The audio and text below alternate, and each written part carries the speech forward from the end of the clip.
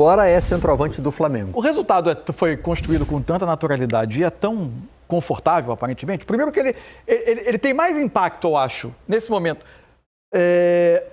em outros compromissos do Flamengo pré-temporada do que propriamente no isso é bom observar, hein? O Grêmio, por exemplo, vai disputar a Libertadores entre os 2 jogos da final. A Juventude fica só treinando. Vai esperar. Isso. Né? No Campeonato Mineiro, os 2 viajam porque o Cruzeiro está na Sul-Americana. E o Grêmio, se eu não me engano, é lá na altitude, não é? O Grêmio, eu acho que é. Que eles estavam pensando em nem levar o time titular. O Flamengo vai para Bogotá, né? O Grêmio é La Paz The Strongest. O Grêmio estava pensando em fazer o primeiro jogo com um time alternativo lá em La Paz. Independentemente do primeiro resultado.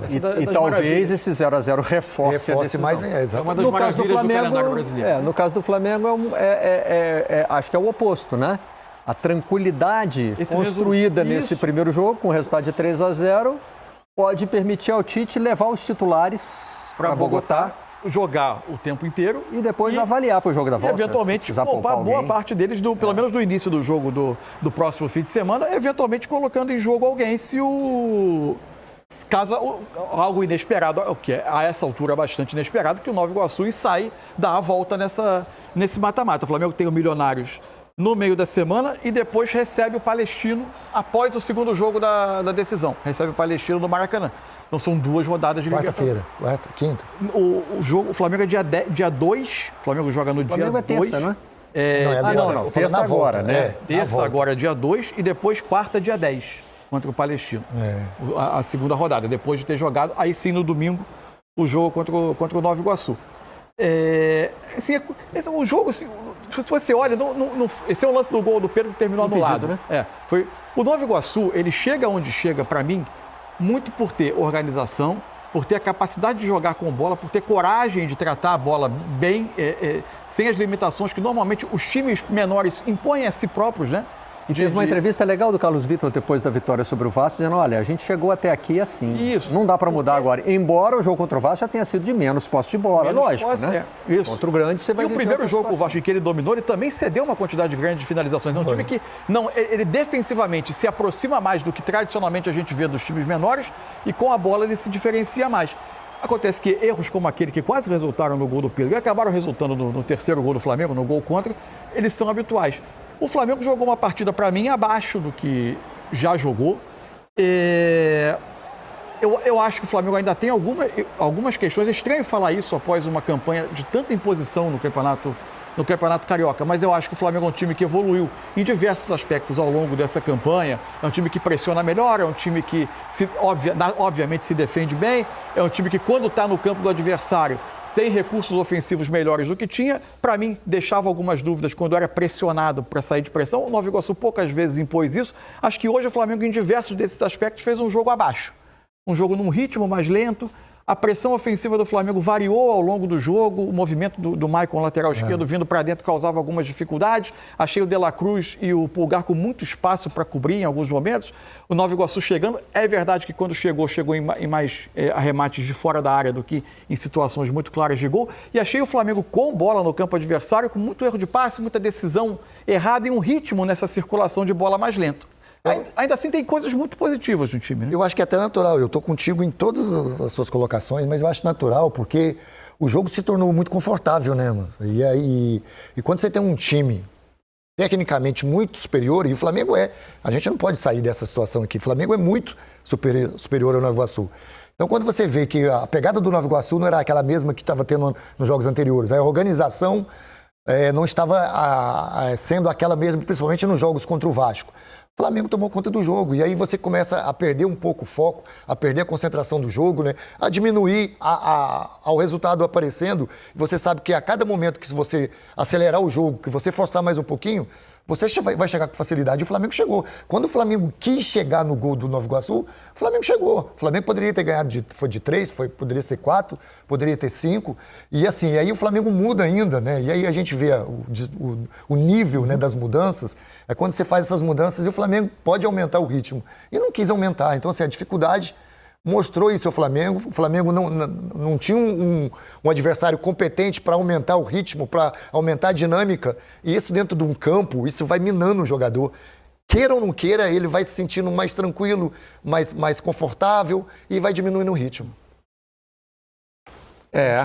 O resultado foi construído começando aos 19 minutos, né, no gol do Pedro.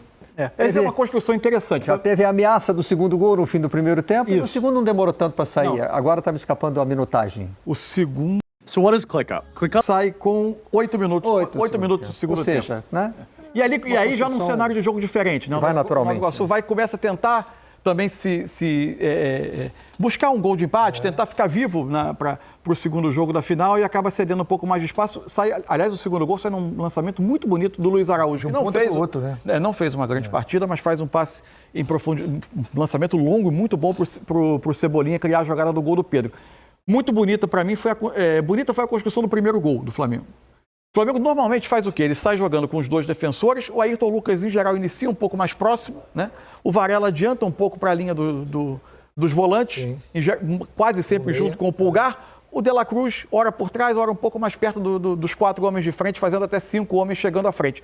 O que o Flamengo tem feito com muita naturalidade é que os jogadores alternem essa ocupação de espaços entre si, né? Eventualmente você pode ter o De La Cruz um pouco mais por trás e o Pulgar atacando essa linha de ataque. Às vezes você tem o Arrascaeta abrindo pelo lado direito, o Cebolinha, o Luiz Araújo vem mais um pouco para dentro. Às vezes você tem os dois volantes passando e os meias vindo receber essa bola mais atrás. No lance do gol, está o Ayrton Lucas bem aberto numa posição que, para mim, facilita um pouco o jogo dele, né? Receber um pouco mais em projeção para receber a bola na frente, não participando dessa construção junto aos zagueiros, iniciando a jogada como organizador. Para mim, ele não faz isso tão bem. Nesse momento do primeiro gol, tá ele aberto, tem o Cebolinha um pouco mais por dentro, sai uma combinação Cebolinha, De La Cruz, Arrascaeta, uma troca de passe curto, o Ayrton Lucas ataca o espaço e faz o primeiro gol. E a partir daí, o Nova Iguaçu também dá uma baixada, né? Ele perde até um pouco a crença de que ele podia conseguir alguma coisa. É isso que eu estava aqui tentando, acho que é a crença. Ele perdeu a coragem, tipo, a gente pode chegar e isso aí facilitou demais para o Flamengo, né? Porque quando o Flamengo tem espaço, e aí o Nova Iguaçu, que não é um time de fazer marcações fortes, é um time de jogar, né? E quando você joga e deixa o Flamengo jogar, quando você larga a Arrascaeta, quando você larga o Cebolinha, que está numa fase espetacular, né? Em velocidade, na construção de jogo, nas jogadas pelos lados. E aí você dá espaço para esse time do Flamengo é muito difícil. E aí é isso que está me pegando, assim. Esse primeiro jogo do Nova Iguaçu, eu achei que ele fosse forçar mais, né? Fosse se entregar mais no jogo. Não estou dizendo que os jogadores não se entregaram. Estou dizendo que o ambiente que foi criado depois que tomou o primeiro gol é um desânimo que chama muita atenção. É verdade que o Flamengo tem permitido muito pouco aos seus adversários. Hoje permitiu um número de finalizações alto ao Nova Iguaçu, foram 10 no jogo. Mas muito perigo, lembramos de alguma? Mas muito chute de fora. Um rebote do Rossi com uma mão só? Isso. Sem precisar pular? Isso. E alguma outra assim que... Teve um chute que passou por cima, né? Não, e um pouco mais para o fim do jogo, com o jogo já bem aberto, né? Esse é o lance do primeiro gol. Dúvida no pênalti? Assim... É porque o Ayrton Lucas demora um segundinho para cair, né? Um segundinho? Isso sempre levanta uma... Barreira, também a questão assim, desculpa, só para entrar nesse segundinho do Bahia, porque senão passa o segundo. Quando ele tem um toque, tem um toquinho leve. Eu sou, quando eu estou dentro da área, quando eu estava dentro da área, um toquinho é lógico que desequilibra você. Mas ali o toquinho foi muito mínimo e ele pensou muito para cair. Velho. A gente acabou de ver uma defesa mais importante ali do Rossi. Mas também não chute na entrada da área. No primeiro tempo, mas também finalização de fora. Você achou que ele demorou mais do que um segundinho, então, né, Paulo? Ele pensou demais. Não foi nem um delay normal. A sensação só para registrar que ele decidiu pelo pênalti, né? Ele falou assim, eu acho que eu vou, não sei, olha que no terceira vez. Vou cair. Vou jogar aqui, vou.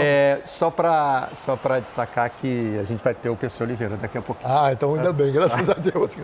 Não vou ficar nessa. Não vai precisar cair na nossa conta essa avaliação aí, não. Aí o lance do gol do Pedro, o cruzamento sai do Varela, tem a primeira tentativa de corte, aí a dividida do defensor não é no passo ainda não, é nesse momento. Não, é porque aí o Arrascaeta toca a bola na disputa pelo alto. Então é como se ele desse o passe pro Pedro. Então aí é medido. Mas... E aí o Pedro faz o gol. Vamos ver com o PC também, porque eu tenho a sensação de que na transmissão a imagem é parada um pouquinho antes do toque do Arrascaeta. Pode ser. A dúvida Talvez que ficou... Talvez o VAR tenha uma imagem que mostre já o Pedro com o pé um pouco mais à frente. Porque ele não tinha, nesse momento aí, ele não tinha ainda dado o passo para frente do zagueiro do Nova Iguaçu. A dúvida que ficou para mim é, ao traçar a linha, você não tem a certeza de onde está, pelo menos na imagem que a gente viu, onde está o pé do jogador do Nova Iguaçu. Se a parte próxima à axila, de onde é traçada a linha do jogador do Nova Iguaçu, ela é de fato a parte do corpo mais avançada ou se havia outra que está encoberta e a gente não viu. Pode ter tido uma outra câmera que mostre isso, mas acho que a transmissão mostrou para mim, elas não desfaziam essa dúvida. E aí você vê esse é o lance do terceiro gol, né? Uhum. Não era um jogo que já fluía em uma troca de passes rápida. Assim, o Flamengo foi construindo o resultado com muita naturalidade. Muitas trocas, muitas trocas. Tido, né? O jogo tinha perdido um pouco E o jogo foi quase todo ele num ritmo bem baixo, assim, um ritmo abaixo do habitual. O Flamengo já começou ali, o Tite já começou o trabalho de poupar um pouquinho os jogadores também para a viagem, né? O primeiro que ele tirou do jogo foi o De La Cruz, colocando o Alan. Que já estava com o amarelo também, né, o De La Cruz. Aí depois ele entra com o Bruno Henrique pelo Cebolinha e o Igor Jesus no Pulgar. Sim. Sai o gol, sai o segundo, até ver se sai o segundo primeiro. Sai o segundo gol, e aí antes do terceiro gol ele faz as últimas trocas. Com o Matheus Gonçalves e o Vitor Hugo. Antes de ser ministro, o Paulo Guedes... São muito claras, mas não sei se você concorda. Normalmente ele coloca o Bruno Henrique, né? Quando é um jogo tá à vera mesmo, o jogo tá pegado, ele coloca o Bruno Henrique lá no lugar do Luiz Araújo. Isso. Hoje não, hoje ele já foi... Ele poupa o De La Cruz primeiro, né? Pelo fato do amarelo também, e depois, logo em seguida...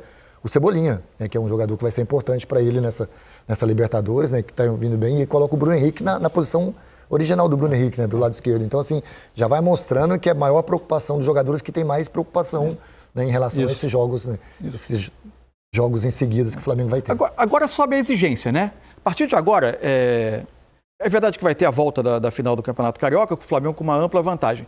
Mas a partir de agora, o nível de exigência de cada jogo vai subir, seja pela Libertadores, com alguns adversários. Por exemplo, se espera que o Palestino no Rio seja um jogo em que o Flamengo vá se impor com uma tranquilidade grande, mas enfim. E pela Série A do Campeonato Brasileiro. E aí eu acho que a gente vai... Uma vez tendo o Flamengo garantido aberto uma vantagem tão clara no Campeonato Carioca, conseguido se impor nesse campeonato com essa tranquilidade.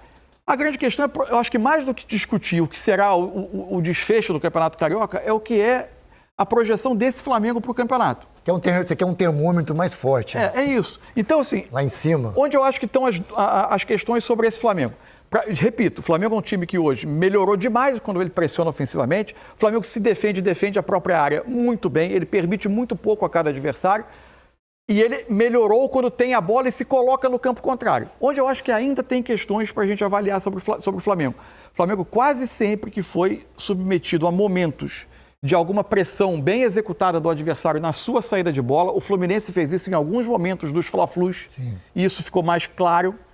O Flamengo teve algumas dificuldades para sair de trás. Acho que esse é um ponto que a gente vai ver em jogos de maior exigência e ver como o Flamengo vai conseguindo, jogo após jogo, sustentar a sua pressão ofensiva para ficar mais tempo com a bola, para se colocar no campo do adversário, que é como esse time gosta de jogar. E a outra questão para mim é o Luiz Araújo.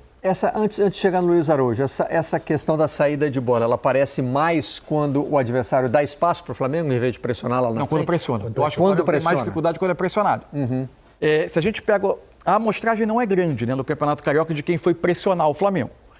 No Brasileiro também, só não te querendo te cortar, mas já te cortando, é bom que já coloque isso. Claro. No Brasileiro, você acha que quantas equipes vão tentar pressionar o Flamengo? Eu acho que é mais comum. Eu acho que o futebol brasileiro está caminhando no sentido de que mais times pressionam do que não pressionam. Mas possam tentar, mas estou falando que vão conseguir fazer isso com o Flamengo. Então, aí eu acho que o Flamengo vai ter que mostrar a sua capacidade de sair dessas situações. O Vasco fez em alguns momentos do jogo da fase de classificação, e quando fez o Flamengo teve dificuldade, mas era o início. Mas muitas vezes o Rossi tentava a bola direta. Porque pressionar lá na frente tem essa outra parte do problema. Porque tem os jogadores, também, né? Os corredores atrás, os jogadores que correm no espaço. E exige fisicamente. Muito. Você pressionar em alguns momentos do jogo, passar o jogo organização, né? Mais do que até físico. O Botafogo fez isso em poucos momentos, mas o Fluminense fez mais. Jogo da fase de classificação, o Fla-Flu, o primeiro tempo do Fla-Flu, na fase de classificação, o Flamengo praticamente não sai por baixo. A bola é quase sempre lançada sem que o Flamengo gerasse vantagem para ganhar, até porque não tem muitos jogadores para ganhar essa primeira bola. No segundo tempo, o Tite dá uma ajustada na posição dos laterais e o Flamengo consegue construir o primeiro gol. A partir daí, o jogo abre. O segundo Fla-Flu, que é o primeiro jogo da semifinal, o Flamengo domina amplamente o jogo porque ele, Flamengo, passa o jogo inteiro comprimindo o Fluminense contra o próprio campo e o Fluminense tem dificuldade enorme de sair. O início do segundo tempo, o Fluminense tenta levar o jogo para o campo contrário, pressionando o Flamengo. O Flamengo tem o seu momento de dificuldade, que é interrompido por uma expulsão do Thiago Santos. E aí, no 11-10, o jogo volta ao controle do Flamengo. E o outro jogo, o jogo da volta, que o Fluminense vem com uma formação diferente, de novo o Fluminense causa alguns problemas ao Flamengo tentando pressionar. Eu acho que esse é o ponto de ajuste de um Flamengo que é muito forte. Saudações rubro-negro, então é isso aí, rapaziada, sejam todos bem-vindos e bem-vindas ao nosso canal Mengão News Oficial. A imprensa aí, né, pessoal, chocada, e o Flamengo que venceu a equipe do Nova Iguaçu por 3-0 e já se consagra aí praticamente campeão do Campeonato Carioca, né? E eu quero saber a sua opinião, torcedores, o que você achou, né, do trabalho do Tite. Comente aí, deixa a sua opinião, que é muito importante.